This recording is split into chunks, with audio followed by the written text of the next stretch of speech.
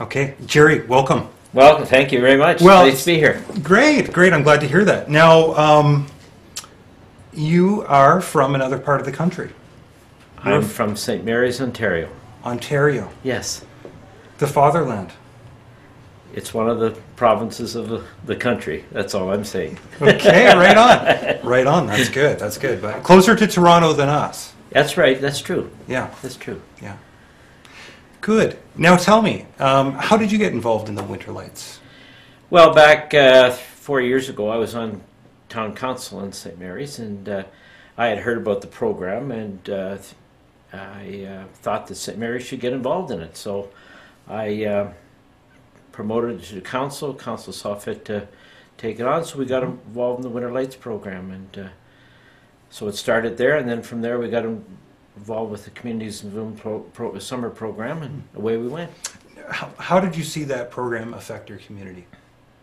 Well, I see it affected from a number of ways. First of all, it's a great opportunity for various organizations and the community as a whole to get together and to really focus on your community and really, for the first time, I think, really find out what your community is all about and what really we have to offer.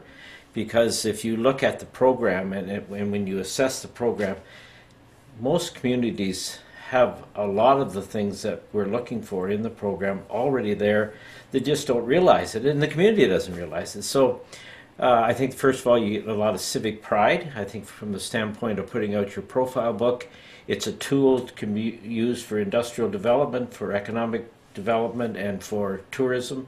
So it's an opportunity for you to really bring out the best in your community, show the civic pride you have, and people get really into showing off and being proud of their community, and that's what we're looking for. I had this idea that there's a new category that should be a part of Winterlights, and I want to run it past you. I'm sure Jennifer's already spoken to you about it. In certain parts of Valemount, we've got a lot of like old car hulks, that are there that have been sort of parted out and stuff like that. Mm-hmm. And I think part of the decoration competition should be the number and the placement of these, rusting old car bodies. And part of that is selfish because I know Valemount would win probably across the country.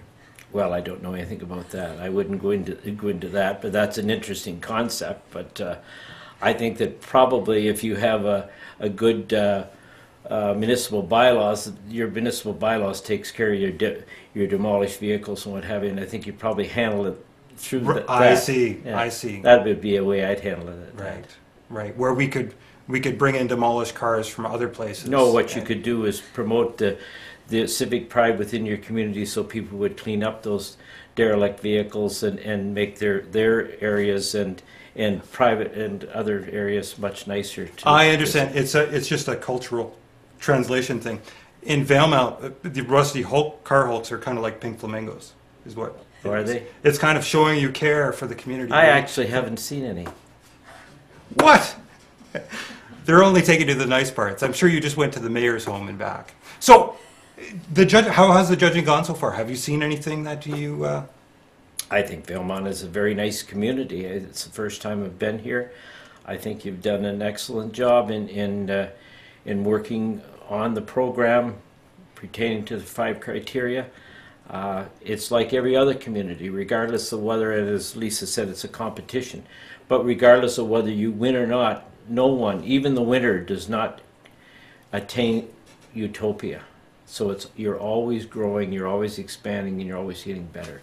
Even the best of the best has always lots to learn, lots to grow. Right. St. Mary's, where I live, we won the last 2 years, but we always got room for improvement.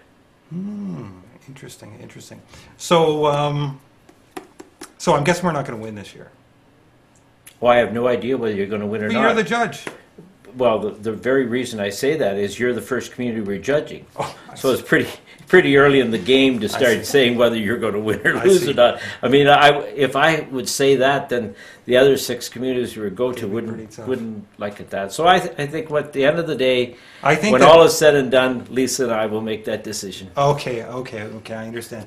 I was really counting on Bob Smith to give you an envelope, this is sort of Ottawa style of the. Well, we're not tied in with Harper, so we don't look one way or the other at those things. Okay, so. okay. It was a throwback to Mulrooney, actually, but. Well, they could be one of the same. Okay. Excellent. What do you think? Okay, so we're talking about the community. We've spoken a lot about how this could affect our community. Do you see this changing the country or rural Canada at all? Absolutely.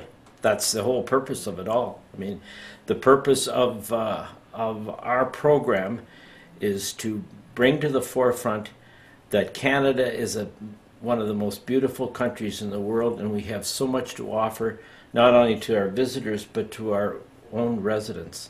And it's an opportunity for those who live in every community in Canada to be able to showcase their community. And I know for myself, I live in St. Mary's. I think we're one of the most beautiful towns in Canada, as you would of Valemount, and that's exactly what we should be doing. And if we have that attitude, we will have pride in our own residents, pride in our community as a whole, and we all win. It's been a pleasure to have you here. It's been a pleasure to be with you. Great. Thanks a lot for thanks coming. for this. Yeah.